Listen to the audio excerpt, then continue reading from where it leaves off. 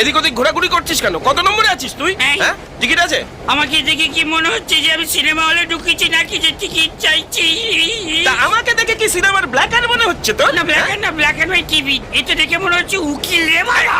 Ticket বার কর, ticket বার কর। কিসের টিকিট বার করবো আমি? দেখুন মটকা গরম করাবে না। আমি 2 নম্বর সিটু বসতে আমার বাড়ি খুঁজতে খুঁজতে সমস্ত জোকারদের সঙ্গে দেখা হচ্ছে। দেখুন অনেক কষ্টে এটা ম্যানেজ করেছি। বিপদে দিনে পাড়ায় সব পাচ্ছি, বাড়ি পাচ্ছি না। কি? হ্যাঁ। যা ওদিকে যা, কোন দিকে যাবো? গেটের কাছে গিয়ে দাঁড়া, আমি তোর টিকিট দেখতে আসছি। যা যা, যা, ওখানে যা। গেলে বাড়ি পাবো। Thank you. আরে ওখানে গিয়ে দাঁড়া, আমি আসছি তোর টিকিট দেখতে। হলো কি করে? ওরে আয় না রে। হয় না। বলছি যে আপনার এক মিনিট ট্রেন আমরা ঢুকছে। হ্যাঁ দেখো দেখো হ্যাঁ। সুইচ অফ করে রেখে দিয়েছে। বলছি যে আপনার হ্যালো করা হয়ে গেলে আমায় একটু দেবেন, আমি একটু হ্যালো করবো। হ্যাঁ, কে? হ্যাঁ।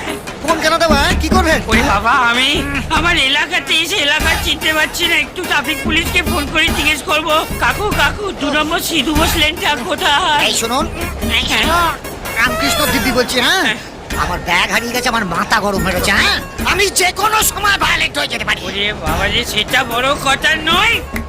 বড় কথা হচ্ছে হারালো কি করে? আরে আমি অন্য একজনকে আমি ব্যাগটা রেখে জল আনতে গিয়েছিলাম, মাথায় ঢুকেছে। ওরে বাবা, মাথা পুরো শিয়ালদা সাবয়ে যা দেবেন হুকুট করে ঢুকে যাবে। ভুলে যা।